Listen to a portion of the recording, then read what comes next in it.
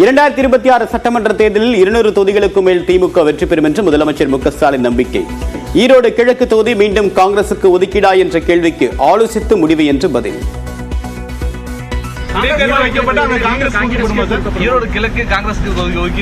அது முறையாக அவருடன் கலந்து பேசி முடிவெடுத்து அறிவித்தார். மத்திய அரசை பார்த்து கீச்சு குரலிலாவது பேசுவாரா எடப்பாடி பழனிசாமி? சட்டமன்றத்தில் கூறியதையே திரும்ப திரும்ப பேசியதாகவும் முதலமைச்சர் மு க ஸ்டாலின் விமர்சனம். சொன்னதையே திரும்ப திரும்ப இந்த வாழைப்பழங்கள் தெரியல உங்களுக்கு, செந்தில் கவுண்டமணி காமெடி தெரியல உங்களுக்கு, வாழைப்பழ கதை அது மாதிரி சட்டமன்றத்தில் திரும்ப திரும்ப சொன்னார்.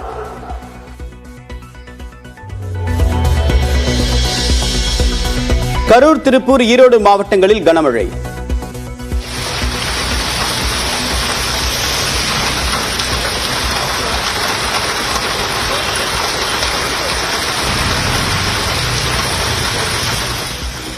நாகை, மயிலாடுதுறை, சிவகங்கை மாவட்டங்களிலும் மழை கொட்டியது.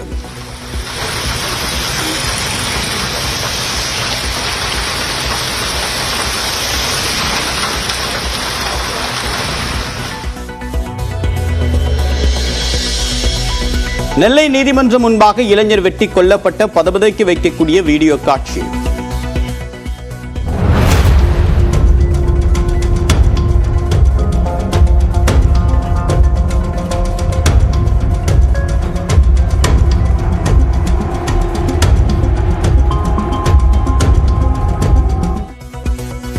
கடந்த ஆண்டு ஊராட்சி வார்டு உறுப்பினர் ராஜாமணியை கொன்றதால் அவருடைய தம்பி மனோராஜ் பழி தீர்த்த நிலையில் 7 பேர் கைது.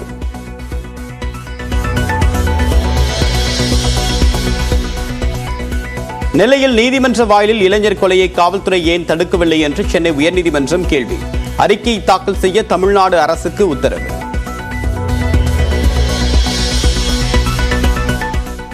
குற்றால மெயினருவியில் 9 நாட்களுக்கு பிறகு பெண்கள் குளிக்க அனுமதி. தடுப்புகள் அமைக்கப்பட்டிருப்பதால் பாதுகாப்புடன் குளித்து மகிழ்ந்த சுற்றுலா பயணிகள்.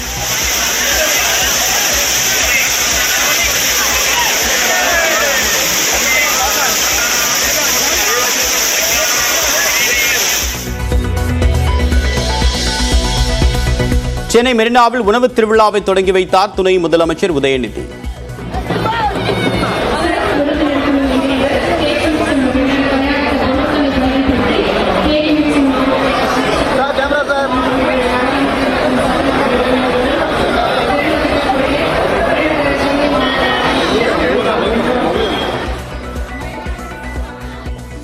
மகளிர் சுய உதவி குழுக்களின் விதவிதமான உணவை விரும்பி ரசித்த மக்கள்.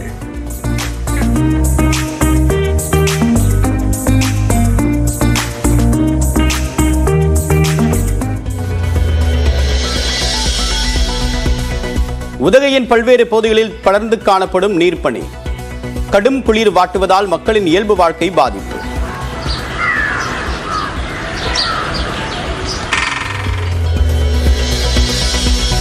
நாகை மாவட்டம் கோடியக்கரையை சேர்ந்த 2 மீனவர்கள் உட்பட 3 பேரை தாக்கிய இலங்கை கடற்கொள்ளையர்கள். தலையில் வெட்டுக்காயங்களுடன் வேதாரண்யம் அரசு மருத்துவமனையில் அனுமதி. நாடாளுமன்ற வளாக மோதல் விவகாரத்தில் பாஜக புகாரின் அடிப்படையில் ராகுல் காந்தி மீது போடப்பட்ட வழக்கு டெல்லி குற்றப்பிரிவுக்கு மாற்றம். பாஜக எம்பிக்கள் மீது காங்கிரஸ் அளித்த புகாரில் எஃப்ஐஆர் கூட பதிவு செய்யவில்லை என்று புகார்.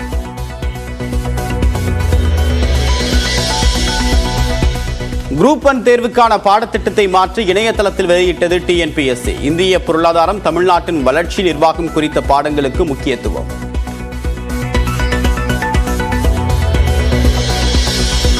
நெல்லையில் கொட்டப்பட்ட மருத்துவ கழிவுகள் அபாயகரமானதில்லை என்று கூறிய கேரள ஆய்வுக்குழு.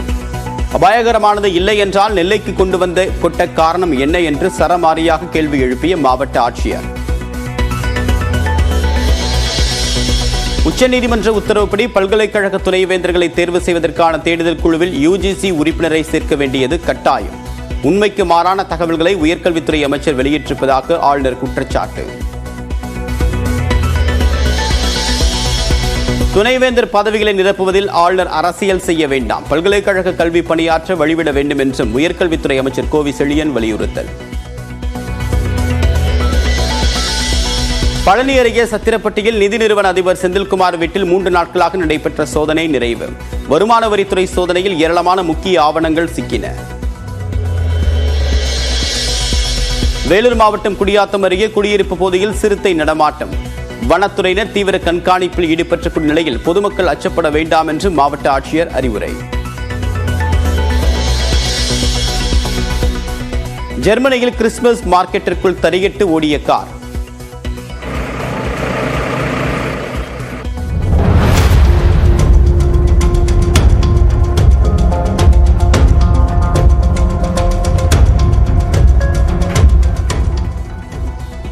இரண்டு பேர் உயிரிழந்த நிலையில் 50க்கும் மேற்பட்டோர் காயம். ஓட்டுநர் கைது.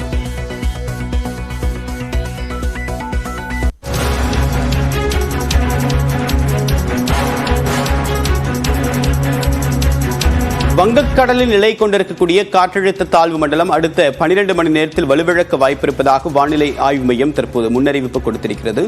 இந்த காற்றழுத்த தாழ்வு மண்டலமானது சென்னையிலிருந்து சுமார் 450 கிலோமீட்டர் தொலைவில் தற்போது நிலை கொண்டிருப்பதாக தெரிவிக்கப்பட்டிருக்கிறது. இந்த ஆழ்ந்த காற்றழுத்த தாழ்வு மண்டலத்தின் காரணமாக சென்னையின் ஒரு சில பகுதிகளில் மிதமான மழைக்கு வாய்ப்பிருப்பதாக வானிலை ஆய்வு மையம் தெரிவித்திருக்கக்கூடிய நிலையில் சுமார் 450 கிலோமீட்டர் தொலைவில் சென்னையிலிருந்து வங்கக்கடலில் நிலை கொண்டிருப்பதாக வானிலை ஆய்வு மையம் தெரிவித்திருக்கிறது. மணிக்கு 6 மணி நேரத்தில் மணிக்கு 7 கிலோமீட்டர் வேகத்தில் இது நகர்ந்திருக்கிறது.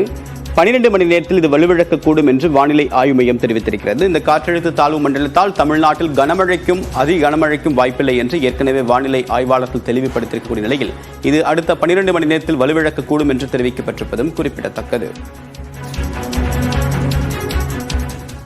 2026 தேர்தலில் 200 தொகுதிகளையும் தாண்டி வெல்வோம் என்று முதலமைச்சர் மு.க.ஸ்டாலின் நம்பிக்கை தெரிவித்திருக்கிறார்.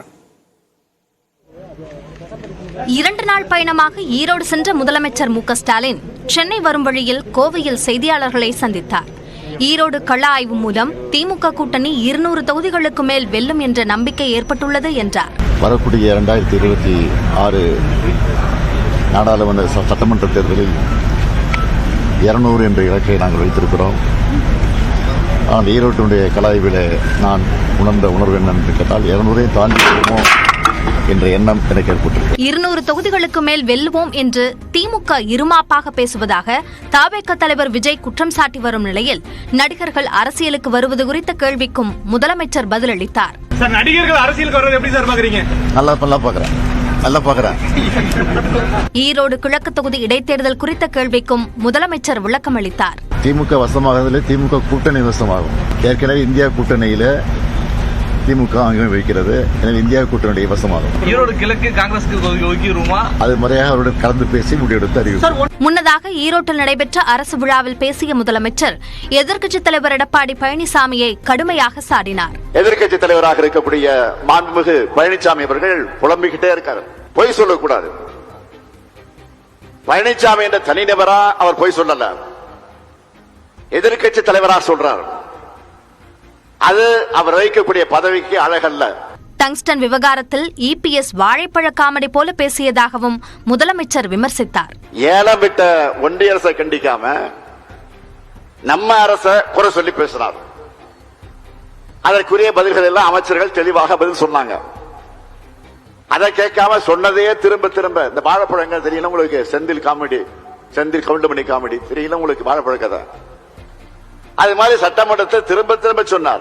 திமுகவை நோக்கி சத்தமாக பேசும் இபிஎஸ் மத்திய அரசை நோக்கி கீற்று குரலிலாவது பேசுவாரா என்றும் கேள்வி எழுப்பினார். நம்ம ஆட்சி கலந்திருக்குமா? அவர் சத்தம் போட்டு பேசுனத டிவியில ஒழுங்கா போட்டிருந்தா இந்த ஆட்சியை கலந்து போயிருக்கான். என்ன ஒரு காமெடி இது!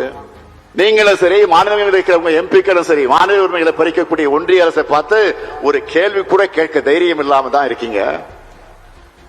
நான் கேட்க விரும்புவது, எங்களை பார்த்து கத்தி பேசுற நீங்க ஒன்றிய அரசை பார்த்து கீச்சு குரலையாவது பேசக்கூடாது துணிச்சல் இல்லையா உங்களுக்கு?